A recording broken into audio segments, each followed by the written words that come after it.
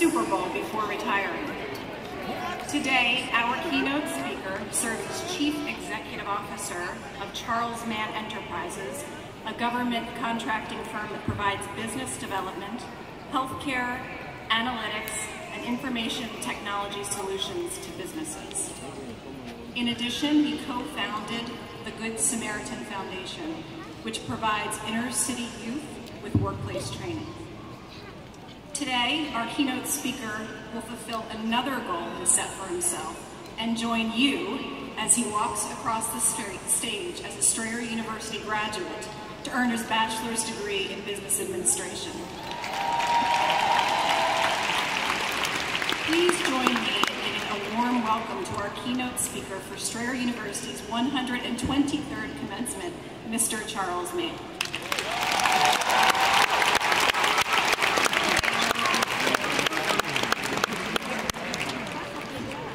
We did it. We're here. Yes. My God. Mr. Baptiste, you're right on, spot on. Thank our Heavenly Father for all the blessings that He's poured upon us. Without His grace and mercy, we would not be here. I have to, first of all, before I get started, embarrass my family. My wife and two of my three children are here. Tyrina Mann, she has been standing by my side for 31 years. Tyrina, stand up, baby. That's my baby right there. 5'2" dynamo. Alongside of her is my other baby, the 21-year-old Casey. That's the athlete of the family. She followed in my footsteps. She's at UNC Chapel Hill playing soccer. There's Casey. And then, you all don't know this, but I had an artsy background. I was doing Kung Fu in my garage. I was watching every movie that was out. All my thinking comes from a film I saw or whatever, and I report back to that. Anyway, all of that coupled into a 6'1" young man, the middle child, surrounded by two girls, is Cameron, who was born on 1991 Super Bowl year. Cameron, he'll be attending SCAD, Savannah College of Art and Design, going after a film career. So anyway, without them, I wouldn't be here today. They put up with a lot. I got to tell you a quick story, and then I'll just, my words are short. Anyway, I remember probably about a year and a half into my 3-year journey, we would be out visiting somebody, or doing something, hanging out or whatever, and I'd be itching, saying, baby, I gotta go. Baby, we gotta go. Baby, I gotta go. I gotta go home and do my homework. And my wife said, if you say that to me one more time, I don't know what I'm gonna do. So I had to find a way out of situations almost every weekend that we were out and about somewhere trying to get home to do my homework. It is true, I worked really hard for what I have. I know you guys did as well. Let's celebrate. So I'm gonna get down real quick, get through this, give you 8 points, and be short and sweet, and then let's go get what we came here for.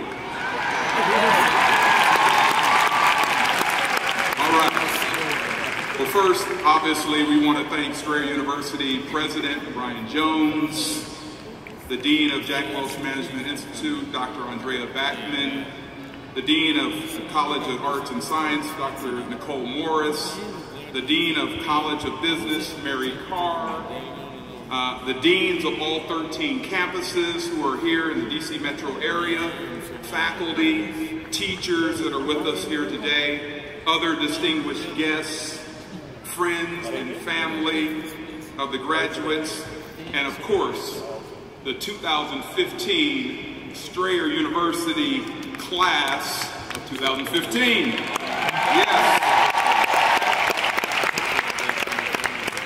I am so honored and grateful to be speaking here this afternoon. This is a dream come true for me. I love to talk, but I'm gonna keep this short, but I love to talk. And so this is quite an honor to be able to bring this. I've spoke at a lot of high school commencements, all around the DC metro area, and I never really understood what the graduates were feeling. Never really could get into it, but as I'm sitting here, I'm kind of numb. I'm thinking about what's happened, all that took place. Oh my God, this is surreal. This is like winning the Super Bowl, guys. It is. I mean, you know, I got the rings. Okay, that's all right. I got the rings, but you know what? Forget the rings. Forget the money, because it's gone now. What's most important was that it really wasn't the actual day, the Sunday evening in front of all the people. It wasn't that. It was the journey that it took to get there. That's what it's all about. It's the journey. It's those hard hours. The first class I took was a statistics class. What was I hadn't been to school in 29 years and I took a statistics class? Are you kidding me? I would be in there until 11:30 at night with my classmates trying to figure out the homework, and the professor would just stand there and let us, you know, do our thing, and we were, I mean, that was crazy. I remember that, and I was springboard after that. I remember my accounting class, and my teacher, I hounded him. When he had his office hours, I was right there, and I wanted to be the only student in there, but there were about 10 or 12 others waiting to get in there too, which was messing me up. Anyways, great day. You know what? We all are special. You all, these graduates of 2015, you're special. Now, why are you special? Because most of us in this auditorium are considered non-traditional students, meaning those who earn their degrees at the age of 25 or older, or way older. Unfortunately, non-traditional students in general have a much lower graduation rate than first-time degree seekers. A study done by the American Council of Education found that 33.7% of non-first-time degree seekers graduate after 6 years. It took me 3 long years. Another reason for being special is we are overcomers. We are overcomers. A source that I looked up, that I researched, calls that person a warrior. Someone who battles no matter what the task is ahead. Someone who is not only regains strength from his or her weaknesses, but also sees life in a way that no other does. Someone who doesn't laugh at racism. Someone who doesn't let pain restrict them. Someone who has gone through it all with a smile on their face. The true definition of an overcomer is a warrior. We are warriors. So, fellow warriors, I'm going to leave you with 8 points, and then I'm going to finish with a little poem, and we're going to get our degrees. So, the first one is by Steve Jobs, and I thought that was very poignant as I was doing my research, and it was already mentioned today with our valedictorian, but don't let the noise of other opinions drown out your inner voice. Trust your hearts. Trust your heart. Live in the moment, because tomorrow is not promised. Live in the moment. I'll have to call my son out a little bit here. My son, because he loves the movies, he's always looking forward to the next big hit. And it bothers me because I want him to live today to the fullest. Get all of today, because you don't get this one back. So, live in the moment. Tomorrow is not promised. Number 3 is a favorite of mine. I've been living this life for a long time. It's obstacles are what you see when you take your eyes off your goals. It's almost like American Pharaoh wearing those blinders on the side so that he couldn't see the other horses. Or actually, they were behind him, so I guess he didn't use a rearview mirror because they normally were behind him. But obstacles are what you see when you take your eyes off your goals. This one is a favorite of mine, and it's something I've been thinking about and pondering. I'm working on it. I haven't mastered this one yet. Listen to hear and not to speak. Listen to hear and not to speak. You know, when you're in a conversation with people and you've got all this stuff you want to tell them, you never hear one word they say. Shame on you.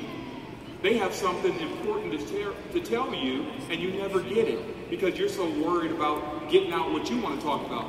If you wait and you listen to hear, a lot of times you'll forget what you wanted to say, and that's a good thing. If you accept failure as an opportunity to learn, it will change your whole perspective. Failure is just a part of life. You know, with our 3 kids, I always tell my wife, let's let them fall. I mean, I'm not morbid. I don't want to see my kids mess up, but it's okay to fall while they're at home. Why? Because we can teach them how to get up. And then when they go out on their own, I don't have to worry about getting those frantic calls in the middle of the night or whatever and run across the country to try to help my kids up because they've already learned how to pick themselves up. So failure is not an option. Failure is going to happen. But it's how you respond to that failure that makes the difference. I have 3 more points. Do more than what is required. Do more than what is required. I had the privilege of playing with 2 men that did way more than what was required. The first one was Art Monk. Played 16 years in the National Football League. Art was at George Mason University training at 9 a.m. every morning, Monday through Friday. We didn't have cell phones back then. Well, we had bag phones that I showed my kids my bag phone that I used to have, and they fell out when they saw that. You all really know what I'm talking about. Anyway, there was the bag phones, and then they went to cordless, and anyway, there was no phones. Art Monk was at George Mason University training every day. If you want to work out with him, show up at 9 o'clock. If you don't, fine. Why did he make the Pro Bowls? Why did he make the Hall of Fame? It was his work. He did more than what was required. And the second guy that I happened to have the opportunity to play with was Jerry Rice in my final season. They did more than what was required. Jerry Rice would run a quick slant about 10 yards. The ball would be thrown to him by Steve Young or who was the quarterback before him, Joe Montana. And he would turn and run 50 yards into the end zone. He did this in practice. Practice, Allen Iverson. He did it in practice. And guess what? When he got in the game, it was second nature. It was like practice. And he turned, ran the 10 yards, caught the ball, and went into the end zone. 2 of the hardest working men I've ever played with, and they did more than what was required. Point number 7. Have the dedication of a soldier. I love the salute. Fantastic. Can I salute you all? Is that right for somebody non-military to salute? Okay, great. Well, I need to learn it. The dedication of a soldier, the discipline of an athlete, I know what that looks like, and the diligence of a farmer. This can be found in 2 Timothy. But the dedication of a soldier, the discipline of an athlete, and the diligence of a farmer. What am I talking about? The dedication of a soldier, they do what is required. They listen to their commanding officer. They don't second guess him. They don't question him. They do what is required. Take the hill. Well, there's a lot of people up there that are against us. They say take the hill, we take the hill. From what I understand. I've never been. The discipline of an athlete. I just talked about Art Monk and Jerry Rice.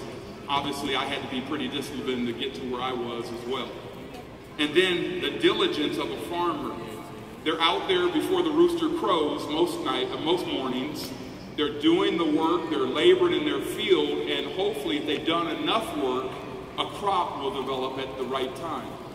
That's diligence. That's the kind of lifestyle we need to live beyond this graduation day. And the final point, this may seem morbid to you, but it makes so much sense to me. I've been living from the grave out. Living from the grave out. What am I talking about? Well, you know what? At 54 years young, I've been to a few funerals. And I've heard some eulogies. And typically, the eulogy I'm hearing about the person in that coffin, I don't recognize those words. That person was not all that pastor embellished about them. And so I don't want that at my funeral. I don't want that. So I might as well start living now the way I want to be remembered. Live from the grave out.